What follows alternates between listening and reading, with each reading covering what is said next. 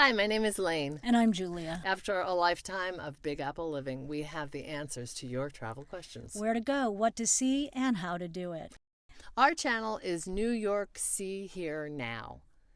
Julia and I are feeling sober curious tonight, so for Dry January, we're heading to 3 East Village bars to see what the buzz is about. What are your first impressions? Oh, I thought it was really cozy and welcoming. There was a big hello when I came in, and I love the way it looked. The neighborhood's great. The neighborhood's great. What? This is not Avenue B of the 80s. No, definitely not. Used to come down here. No, it's much swankier. But I have to be honest, it feels a little too female-centered in here. I'm not loving the vibe. And it's a little bright. I prefer a little seedier, sexier, dark bar kind of atmosphere. Before working here, I used to work at a kava bar in the neighborhood, so I'm already familiar with non-alcoholic spaces. It's really cool to watch this industry grow so much. You're seeing a lot of people and young people that just never liked drinking in the first place, so I think people are just trying to find different options. And there are people who don't want to drink every day. Exactly. And they're deciding alcohol is not a healthy thing to put in their bodies. Even here, people are like, how much sugar is in everything? What's your most bitter drink? So I think people are really health conscious more than anything. People have never thought outside the box to consider like what you can do when you're not working around alcohol. Yeah, that is really fun. Like, people come here and they feel like a kid in a candy store. It's a good time. The bar is so tight, it fell on the floor, so I feel compelled to eat it, because otherwise it would be wrong, and I'm cheap, so I'm going to eat it. I know, right? It was on the floor, I'm filthy. They say that's very unhealthy for you. Is it good? It's not extraordinary, it's sweet. I think it looks like everything in here is sweet. I mean, look at these things. Sweet AF. Oh, we want to order? Yeah, what's the best drink? The Healer? Let's take one of them. Just one. We only have one seat, so. What's in a Healer? Blew me away. Lemon juice, lavender, simple syrup, and salt syrup. What do you think? I tasted it already. Exactly. Exactly. I can't place it, but it tastes more like an air freshener. That's what I'm getting at. Here's the thing. Mocktails are gaining in popularity, and people seem to really like them. And a lot of fancy people are ordering them, and the stigma is gone. But this, We're going to have to go to a higher end place. we're going to have to go to a higher end place. So, leaving HEKATE, it was interesting. Just when we left, we were talking to the bartender about what HEKATE means, and she said, well, it is the goddess of witches. And we also remarked that there were a lot of females, there were a lot of men coming in. She said, no, women tend to come here because they feel safer. It's like a safer space without a lot of drunken jerks, you know what I mean?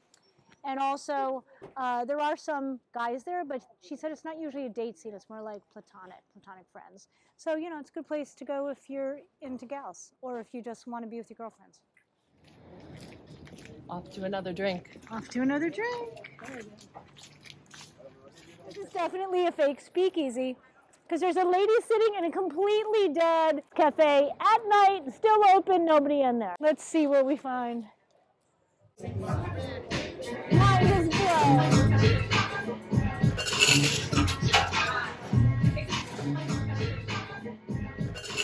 I like the vibe here. A little more happening, a little more. It feels more like a bar. Well, probably because they serve alcohol.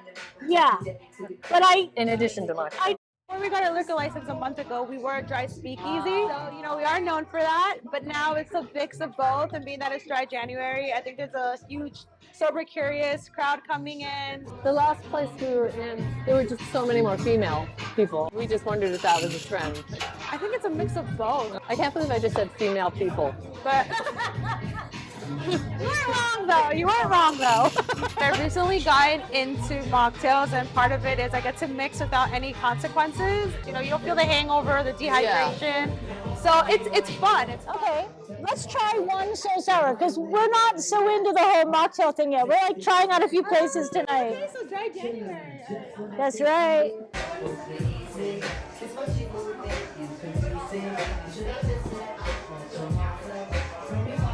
Thank you. That is beautiful.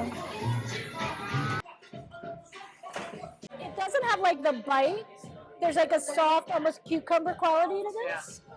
But it's salty and sour and you're not going to get wasted. So it's good, and it's probably healthy. Except for all the sugar. Actually, I like it. I could drink that. But you know what I would add? What? Gin. No, I'm kidding. I don't know.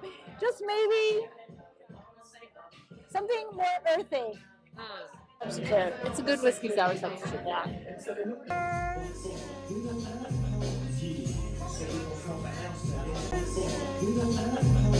Oh yeah, this would be a great place to rent for a party. Yeah, it would be. Yeah, and I like it, and I like the fake little speakeasy entryway.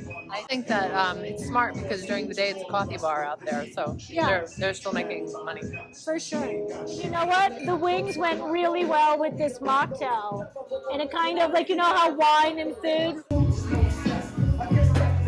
So what do you think? I'd come back.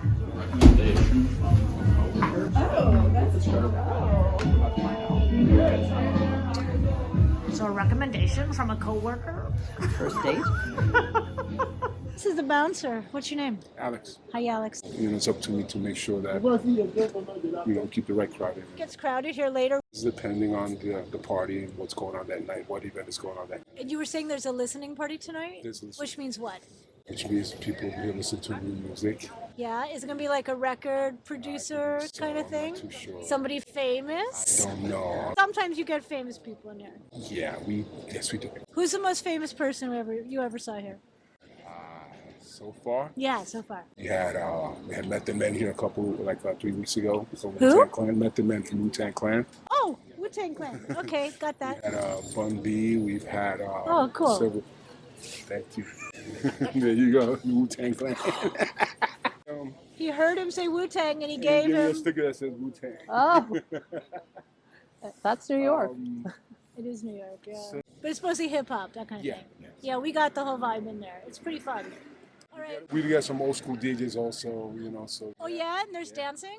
that's dancing, of course. What night of the week is there dancing? Whichever night you want to come in and listen to the music and dance, it's up to you. All right, I like that. So, like, Tuesday. That's my day. Okay. We'll put some music on for you to dance to. I'd love it. Okay, thanks, Alex. Thank It you was a so much. pleasure. Thank So you. we're on East 6th Street. You know, desolate, typical New York winter.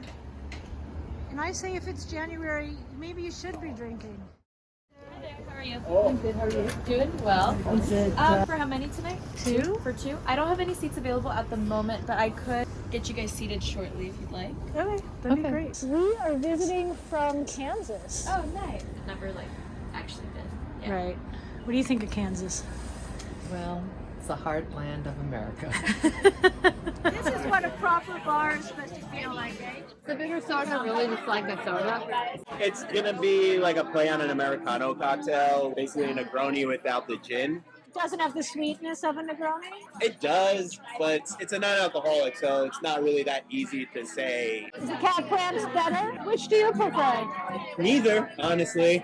I prefer alcohol in my cocktail. If I had to choose one, the bitter soda. Overall, a better balanced cocktail. Get one bitter soda. And one real cocktail. If you have a specialty, It's an unaged rye and mezcal as the base with a little bit of prickly pear and shiso. That sounds great. okay. Yeah? And there's a reason why you make drinks with alcohol.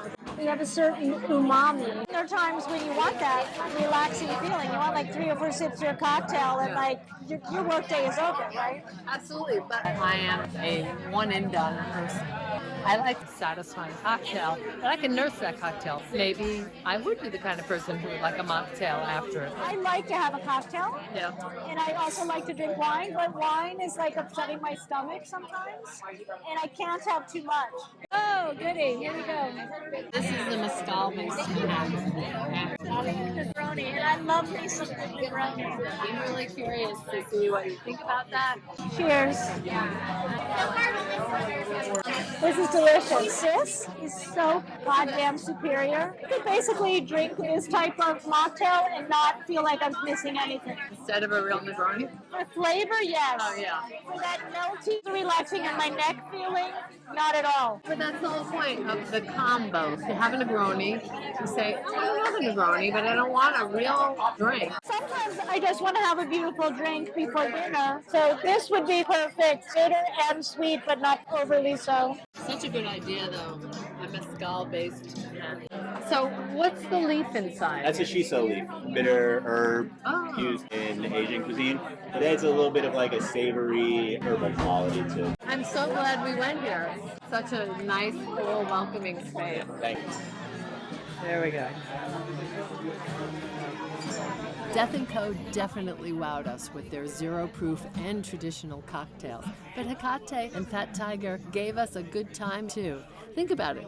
3 mocktails, 1 cocktail, hours of fun, and we could still walk home. If that had been 4 cocktails, I don't know. So get out there and find what works for you. Don't forget to like and subscribe.